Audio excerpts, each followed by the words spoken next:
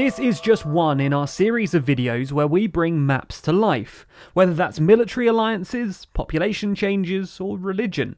Check out all of those videos linked below and subscribe for more content from us. Every year, hundreds of thousands of people are forced from their home due to war, natural disaster, persecution, or myriad other horrific circumstances. 48 million people are currently displaced within their own country, and a further 30 million people have become asylum seekers or refugees, often travelling hundreds of thousands of miles to a new country before they can find somewhere to rest. And this horrifying number is up significantly compared to recent years. So let's take a look at these journeys, which countries people are leaving, and which they're arriving in. Let's start in South America with Venezuela, a nation which has seen nearly 5 million people forced out of the country. The situation in Venezuela has been difficult for a number of years now, ever since oil prices dropped around 2014. As an oil-dependent country, Venezuela funded many of its social policies with the profits from selling oil, which meant that when oil prices dropped, Venezuela suffered the effects of hyperinflation. This, coupled with an authoritarian power grab from the Venezuelan president and the effects of the pandemic, have led to many people leaving the country for more stable ones. These displaced people primarily sought asylum in neighbouring countries, with the largest number, 1.7 million, ending up in Colombia, and a further 1 million going to Peru, with large numbers also going to Chile, Ecuador and Brazil, as well as a bunch of other nations. The 94,000 headed towards Spain probably stands out here though, but due to the country's historic connections, this makes more sense than it might look like on a map. It's also worth explaining quickly that the thickness of the line we're using does show how many people are taking the route, with the minimum number of people we've included being 20,000 people. If we included every country on this map, it would be impossible to decipher, as Venezuelans have headed to 64 different countries, so it would start getting very messy very quickly. Syria is another huge problem on this map too, with 6.8 million refugees leaving the country in 2020 alone. Like Venezuela, Syria's problems have not come from nowhere though. Ever since 2011, the country has been engaged in a brutal civil war.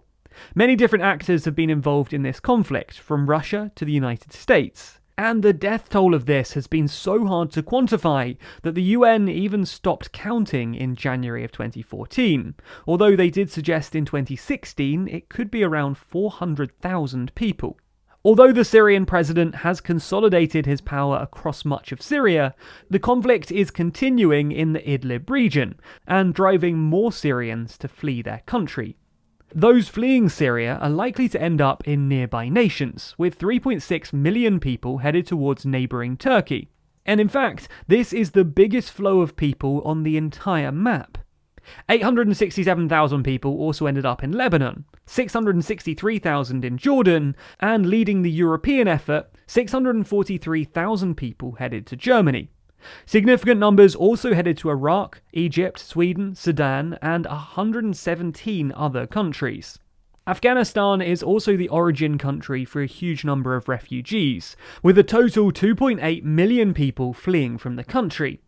As you likely already know, Afghanistan has been engaged in civil conflict for decades now, then worsened when the Taliban gained a foothold throughout the region. Despite the efforts of countries like the US, the Taliban still control a large portion of Afghanistan. The US tried to sign a peace deal last year, in which they pulled troops out of the country if the Taliban prohibited Al-Qaeda from operating, and if the Taliban entered into talks with the Afghani government. There is still, though, a large amount of violence occurring throughout the country, with an estimated 8,000 civilian casualties between January and the end of September 2020, so it's understandable why people are fleeing. Of these refugees, the vast majority, 1.4 million, headed to Pakistan, while 780,000 headed to Iran. A number of European nations have also accepted Afghan refugees, including Germany, Turkey, Austria, France, Greece and Sweden. Let's move to the continent of Africa, and, well, yeah, this is complicated. We're not going to have time to explain the individual countries, but what's notable here is the number of crisscrossing paths. There are some major hubs which have a lot of refugees fleeing, like the Democratic Republic of Congo or South Sudan. But there are other places where you'll find refugees literally crossing paths, with countries like Nigeria seeing 117,000 refugees fleeing to Cameroon and 64,000 going the other way from Cameroon to Nigeria. Now, we don't have time to explain this, but if you do want us to in the future, comment below and we might make a video on it. But as is so often true with Africa, this ultimately comes down to the borders and not the lines on top of them. These borders, primarily drawn by colonial powers, didn't take into account tribal borders, ethnicities, or faiths, and the problems sparked back then echo through to today, with people forced out and others forced in. There's also a small cluster of countries in Central America with a number of refugees fleeing, either between central countries or out altogether to the likes of the US. Again, we don't have time for these individual countries, but comment below if you want a breakdown of the situation in Central America. Let's touch on a couple more before we finish though. In East Asia, we see tens of thousands of people seeking refuge in India, having left both Sri Lanka and Myanmar. Let's start with Sri Lanka. While there's not one standout reason why people are fleeing the country, most of them do seem to be Sri Lankan Tamils. Back in 2009, there was a civil war in Sri Lanka between the Tamils and the government, which the Tamils ultimately lost. There have been reports that Tamil forces were killed after they surrendered, or were in the process of being taken into custody. Ever since, the Tamil ethnic group have faced discrimination, potentially being one of the biggest contributing factors for those deciding to flee the country. Similarly, in Myanmar, discrimination against an ethnic group, in this case the Rohingya, is likely the reason that most people are fleeing. The UN Attorney General have claimed that they are one of, if not the most, discriminated people in the world. A good example of this is the fact that the Myanmar government deny them citizenship, and refuses to include them in the census. This is tantamount to not even recognising them as people. There have been instances of violence against the Rohingyas too, which again contributes towards the decision of many members of the group to leave Myanmar.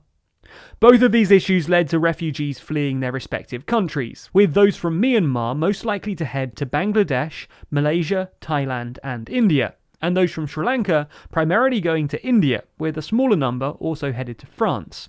So those are some of the biggest refugee routes around the world, with these paths representing the biggest crises and problems around the globe.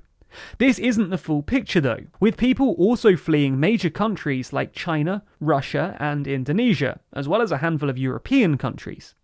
Before we finish though, let's quickly run through what it looks like from the other side. Which countries are accepting a bunch of refugees? Well, if we focus in on the countries where our viewers tend to live, you'll see that the US primarily accepts people from nearby nations, such as those from South America. In Europe, France, Spain and Germany also accept a bunch of refugees, with large numbers coming from the Middle East and countries they have colonial links to. Finally, the UK is notably pretty absent on this map, with only one link to Iran. Britain has accepted 214,000 refugees, including from these countries, but not in great enough numbers to meet the 20,000 person threshold for this map, and fewer than comparable EU nations. The full dataset is available on the UNHCR's website, that's the UN's refugee agency. We've linked the dataset down below, so if you want to see how many refugees left your country or who arrived, then you can check that out by clicking the link in the description. Also, if this is a topic you're interested in, let me recommend a video from our sister channel, TLDR EU. Over there, we made a video discussing the paths that migrants and refugees are likely to take when entering Europe. These are the routes across land and sea that people take when attempting to find safety in Europe. It's one of my favourite videos we've made this year, and it's linked down below. Be sure to subscribe to the channel and hit the bell icon to be notified every time we release a new video. Special thanks to our Patreon backers who make videos like this one possible. And if you want to see your name at the end of videos, then you too can back us on Patreon.